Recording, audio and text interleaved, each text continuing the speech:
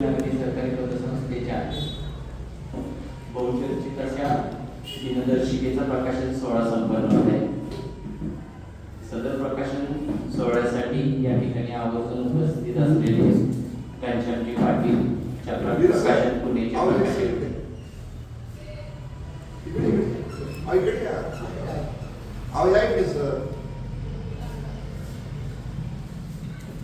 यांचे प्रथमतः सहर्ष स्वागत करतो. तसेच या कार्यक्रमासाठी प्रमुख पाहुणे म्हणून उपस्थित असलेले श्रीरामजी नानन, मुकुंदजी फडके, सौ ज्योती पाटील, संस्थेचे व्हाईस चेअरमन आप्पा शालगर, कामते सर आणि वीर सर यांचे मी या ठिकाणी स्वागत करतो. आपण उपस्थित सर्वांचे मी या ठिकाणी स्वागत करतो. आणि दीपलक्ष्मी पतसंस्थेचे चेअरमन श्री चिटणीस यांना विनंती करतो की त्यांनी या ठिकाणी प्रास्ताविक करावं. आपली दिनदर्शिका आहे त्याचा प्रकाशन समारंभ आज या ठिकाणी होत आहे. आणि योग असा करून आला की ज्याचं प्रकाशन महाराष्ट्रातील एक मोठे पत्रकार, लेखक आणि विशेषतः प्रकाशक ज्यांनी हजारो पुस्तकं प्रकाशित केलेले आहेत असे माझे मित्र घनश्याम पाटील यांच्या हस्ते प्रकाशन होत आहे. गेली 18व्या वर्षी वाईतल्या उमेश सडस यांची कादंबरी प्रकाशित केली आणि त्याचं प्रकाशन समारंभ त्याला शरद पवारांचा झाला. एखादा माणूस साहित्याला किती वाहून घेतो किंवा महाराष्ट्राच्या जडणघडणीमध्ये ज्यांचा सहभाग आहे त्यांच्यासाठी विशेषतः धडपड नवीन नवीन विषय लोकांवरती आले अशा पद्धतीतून नेतृत्व करणारं असे व्यक्तिमत्व आहे.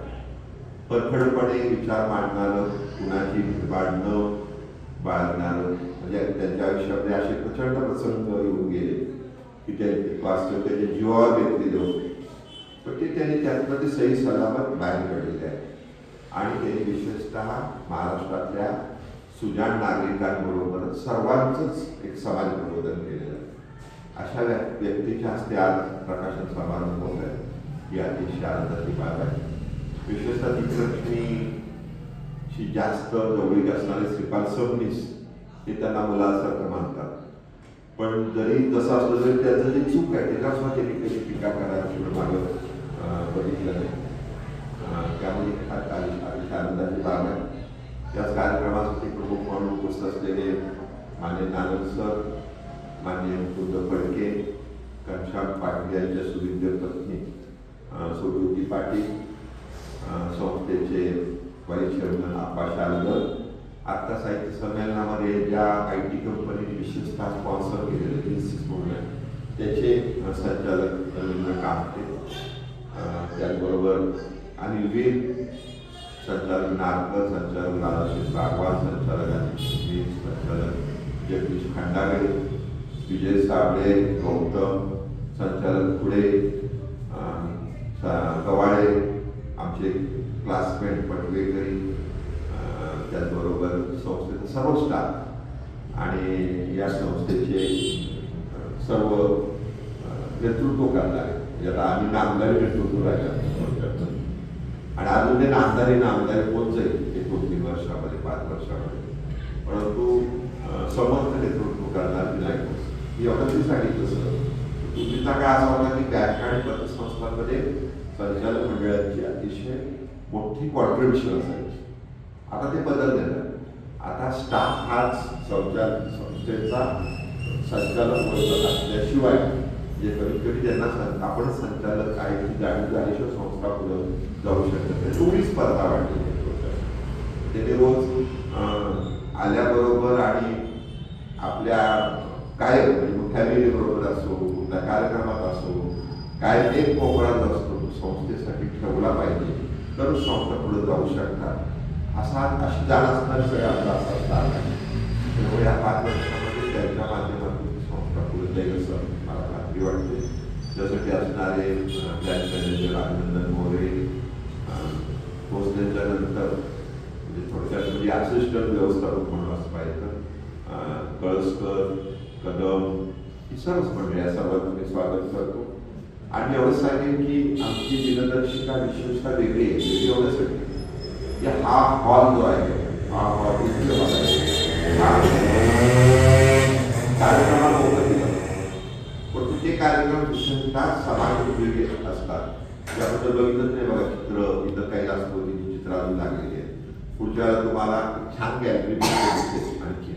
म्हणजे या ठिकाणी पुस्तक प्रदर्शन होतात, पुस्तकांवर चर्चा होतात, कवितांचे कार्यक्रम होतात, कराओकेचे कार्यक्रम होतात, शास्त्रीय संगीताचे कार्यक्रम होतात.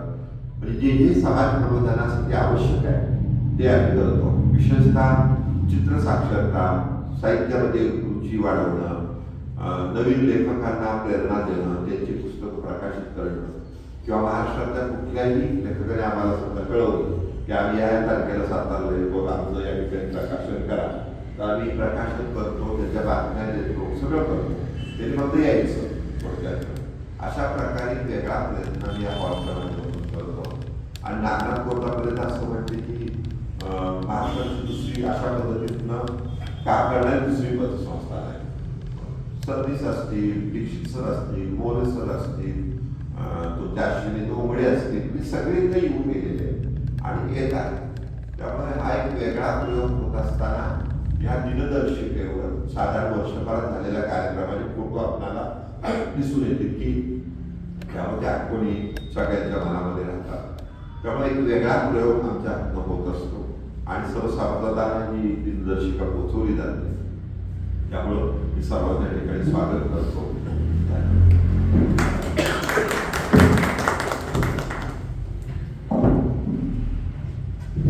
दीपलक्ष्मीच्या हॉलमध्ये होणाऱ्या कार्यक्रमांचं मागच्या वर्षीचं सर्व या दिनदर्शिकेवर आम्ही छापलेलं असतं आणि पुढील वर्षासाठी आम्हाला प्रोत्साहन मिळत असते.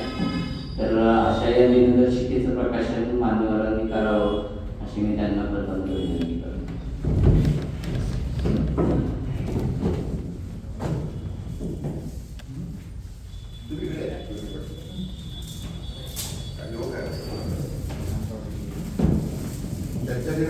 तारा आणि त्यावर चित्रपट स्वतः लेखिका आहे.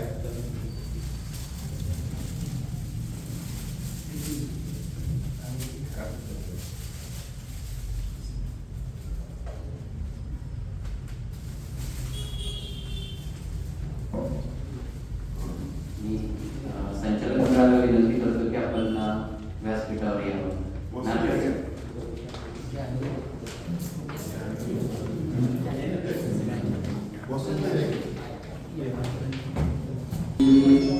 संस्थेचे चेअरमन शिरीजी चिटणीस यांना विनंती करतो की त्यांनी घनश्याम पाटील यांचं संस्थेच्या वतीनं भेटवस्तूची सत्कार करावा.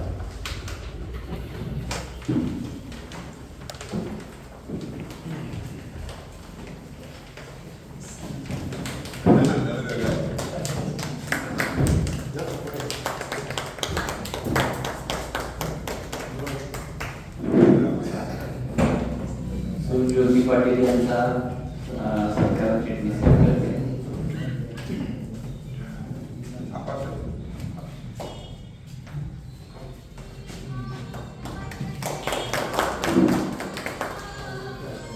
श्रीराम नानर यांचा सत्कार या ठिकाणी संस्थेचे संचालक नारकर साहेब करतील.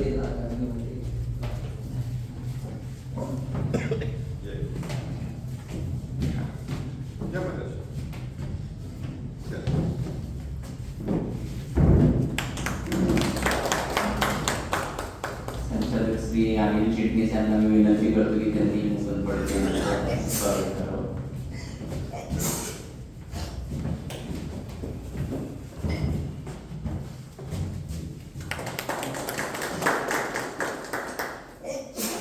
दादासाहेब भगवान यांनी कांबळे सरांचं या ठिकाणी स्वागत करावं.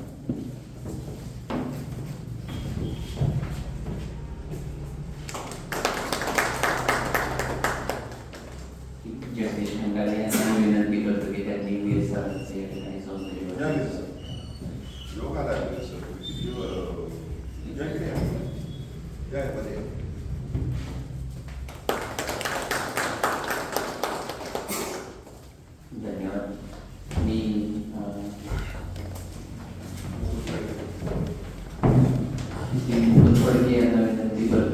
या ठिकाणी आपण मनोरंजन करू.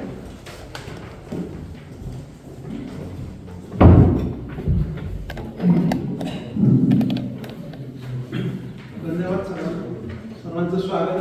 उद्या सुरू होणाऱ्या 2026चंही सर्वांचं स्वागत करतो की सर्वांना नवं वर्ष व्यवस्थित जावं. आणि आज या दिनदर्शिकेचं प्रकाशन झालं असं पण मी जाहीर करतो. अर्थात हस्ते त्यांच्या आहे, पण पहिल्यांदा मला बोलायची संधी मिळाली म्हणून सांगतो की जाहीर झालं असं सगळ्यांनी आपण बघितलेलं आहे. आणि खरं दिनदर्शिका शिरीषराव खरं चतुर आहे, हुशार आहे. कारण वर्षाचा शेवटचा कार्यक्रम त्यांनी स्वतःचा पथसंस्थेचाच ठेवला. नंतर वर्षभर आम्ही मी विजय साबळे की आम्हाला नानक साहेब सगळ्यांमध्ये आम्ही इतके वेळा इथं आलेलो आहे. कधी संगीताचा कार्यक्रम, कधी प्रकाशन समारंभ, त्यांनी शेवटचा कार्यक्रम आपला ठेवला. आणि काय त्याच्यामध्ये आमची हे पण आहे, फोटो पण आहेत आपले. जर तुम्ही जर काळजीपूर्वक बघितलं हे सगळे एक दस्तऐवज म्हणून त्यांनी वर्षभरात एक रेडिओ ठेवलेलं आहे आपल्यासमोर. तर त्यांचं अभिनंदन. कारण दिनदर्शिका हा विषय असा असतो, आम्ही पेपरमध्ये काम करताना तर आमचा अतिशय जिव्हाळ्याचा विषय असेल. कारण आम्हाला सुट्ट्या फक्त 15 ऑगस्ट, 26 जानेवारी, 1 मे, दिवाळीचा 1 दिवस आणि गणपतीचा 1 दिवस, 5 दिवस सुट्ट्या. मग काही जे चतुर मुलं असायचे आमच्या ऑफिसमध्ये काम करणारे ते आधी बघितलेलं असेल दिनदर्शिका आणि जोडून सुट्टी कशी मिळते बघायची. समजा 15 ऑगस्ट रविवारी असेल तर आधीच अर्ज यायचा आमच्याकडे की मला सुट्टी या वर्षी बदलून पाहिजे, मला शनिवारी मिळेल. 15 ऑगस्ट 16 रोजी जोडून सुट्टी मिळायची. असे चतुर लोक पण असायचे की दिनदर्शिकेचं काम अशा प्रकारे पण असायचं. नानक साहेब, शिरीषराव, विनायकराव हे सगळे फायनान्स, मी पण फायनान्स संदर्भातच आहे. आपल्यासाठी 1 एप्रिलला सुरू होतं खरं वर्ष, पण 1 जानेवारी हे वेगळ्या प्रकारे सुरू होतं. त्यामुळे आपल्यासाठी ती एक आर्थिक प्लॅनिंगसाठी सुद्धा दिनदर्शिका आपल्यासाठी महत्वाची असते. आणि हा विषय सर्वात महत्त्वाचा लोकप्रिय केला घनशापुरांना माहिती असेल पु ल देशपांडेंनी की कालनिर्णयमध्ये पुलंचे एवढे लेख यायचे. आणि कालनिर्णय फक्त बघण्यासाठी नव्हतं, ते वाचण्यासाठी पण केले पुलंनी. की अनेक महत्वाचे लेख पुलंनी कालनिर्णयाच्या शेवटच्या पानावर असतात. मागच्या पहिल्या पानावर तारखा असायच्या, मागच्या पानाला पुलं आणि अनेक महत्वाच्या लेखकांचे लेख असायचे. ज्याचं नंतर उरलं सुरलामध्ये पुस्तक झालं. म्हणजे पुलाचं जे शेवटचं पुस्तक निघालं उरलं सुरला नावाचं, त्याच्यामध्ये आपल्याला कालनिर्णयामध्ये त्यांनी दीर्घकाळ लिहिलेले लेख एकत्रित केलेले दिसतात आपल्याला. आणि मी शिरीषरावांना सुचवेल की तुम्ही पण पुढच्या वर्षी आयडिया करायला हरकत नाही. की तुम्ही स्वतः लेखक आहात, आपल्याला खूप लेखक आहेत, एक कुठेतरी एखादा विषय घेऊन त्या संदर्भात जर काम आपल्याला दिनदर्शिकेवर लेखन केलं तर ती नाहीतर काय होतं. आजच मी आत्ता येताना मला उशीर का झाला, मी घरातले जो 17 कॅलेंडर जी का आज संपले ती बाजूला पण रद्दीत घातली. आज एवढी कॅलेंडर मिळालेली होती. पण काही कॅलेंडर जी अशी होती की त्याच्यावर काहीतरी मजकूर होता. अशी जर आपण म्हणजे काल निर्णयासाठी ते कॅलेंडर मी 10 वर्ष ठेवली होती. त्याच्यामध्ये पुलंचे लेख आपल्याला वाचायला मिळत होते. तर जी वर्षानंतर आम्हाला माहिती पेपरमध्ये असल्यामुळे दुसऱ्या दिवशी पेपर रद्दी होतो. कॅलेंडर 365 दिवसांना रद्दी होणार आहे. पण ते जर त्याचं आयुष्य किंवा आपल्याला शेल्फ लाईफ वाढवायचं असेल तर अशा प्रकारचे काही नोंदी किंवा अशा प्रकारचा लेख जर आपल्याला त्याच्यात पुढच्या वर्षी छापता आला तर जास्त चांगल्या प्रकारचे रेकॉर्ड त्याचं होऊ शकतं. त्यामुळे हा निश्चित आम्ही दैनिकामध्ये काम करताना दुसऱ्या कारणासाठी आम्हाला 2 महिने आधी कॅलेंडर बघायला मिळायचं. कारण नियोजन असतं पुढचं. तुम्ही पण घनशापुरांनी पण काम केलं, पत्रकार आहे, त्यामुळे त्यांना माहिती की पुढचं सगळं नियोजन करावं लागेल. म्हणजे आता 1 तारखेला उद्या आपल्याला संमेलन सुरू आहे तर त्याची नियोजन 2 महिने आधीच संयोजनाचं कोणी काय करायचं, कसं काय करायचं, ऑलिम्पिक कधी आहे, वर्ल्ड कप कधी आहे, हे सगळं कॅलेंडरवर लिहिण्यासाठी ते कॅलेंडर आम्ही उपयोग करतो. त्याच्या आधी सगळं नियोजन व्हायचं. संपादकीय नियोजन असेल, जाहिरातीचं नियोजन असेल किंवा वितरणाचं नियोजन असेल, हे सगळं त्या कॅलेंडरवर असायचं. त्यामुळे कॅलेंडर आमच्यासाठी अविभाज्य भाग आहे. ऑफकोर्स अनेक बदल त्याच्यात होत गेले. काही लोक 1 एप्रिलला म्हणजे पाडव्यापासून पाडवा ते पाडवा अशी कॅलेंडर सुद्धा काढली जातात. पण आपल्याकडे जरी आर्थिक वर्ष आपलं 1 एप्रिल ते 31 मार्च असेल तरी आपलं कॅलेंडर मात्र 1 जानेवारी ते 31 डिसेंबर असंच असतं. कारण आपल्याला पुढचे 3 महिने सगळं प्लॅनिंगसाठी करायचे असतात. म्हणून 1 एप्रिलला नवीन सुरू होणार असतो म्हणून.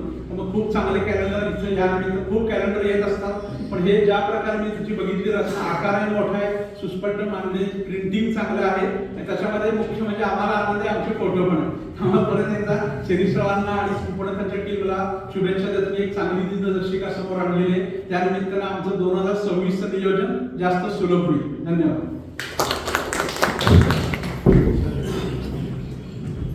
धन्यवाद पडकेसर.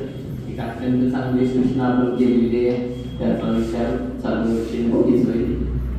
मी आज ज्यांच्या हस्ते कॅलेंडरचं प्रकाशन झालेलं आहे असे आपले घनश्याम पाटील यांना विनंती करतो की त्यांनी मनोरंजन समोर असलेले सर्वच मान्यवर नमस्कार. आज या दिनदर्शिकेचं प्रकाशन इथं झालेलं आहे. पतसंस्थेचं काय आहे? पतसंस्था अध्यक्ष संचालक सगळे म्हटले की सर आम्हाला पत्रकारांना माहिती असतं की काहीतरी स्वार्थ असतो, पण या व्यासपीठावर स्वार्थ नाही तर स्व अर्थ जपणारी माणसं आहेत आणि महाराष्ट्राला वैभव वाटावं असं काम या पतसंस्थेच्या माध्यमातून सुरू आहे. याचा मला खरंच खूप आनंद होतो. म्हणजे साहित्यिक सांस्कृतिक क्षेत्रात तुम्ही जे योगदान देत आहे ते खूपच मोठं भरीव आणि महत्वाचं आहे.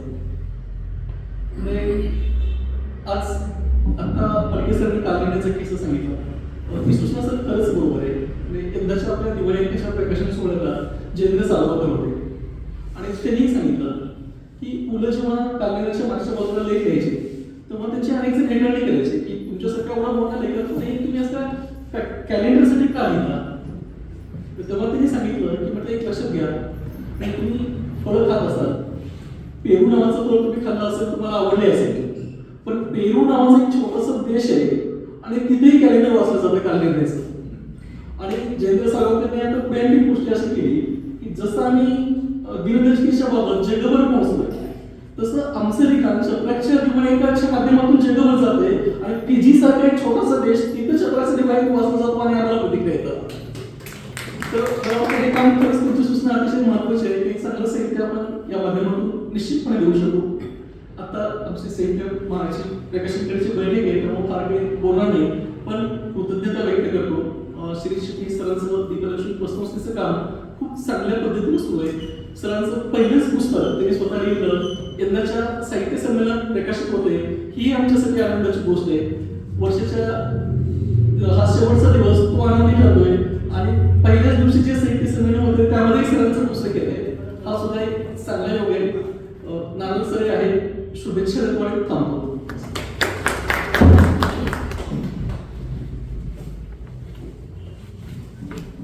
धन्यवाद.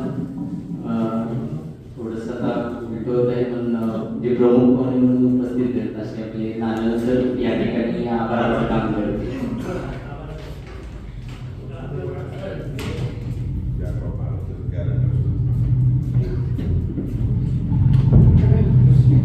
मान्यवर व्यासपीठ आणि आपल्या सर्वांना नवीन वर्षाच्या शुभेच्छा आणि नवीन वर्ष आपल्या सुख समृद्धीचं शांतीचं वैभवाचं जावं.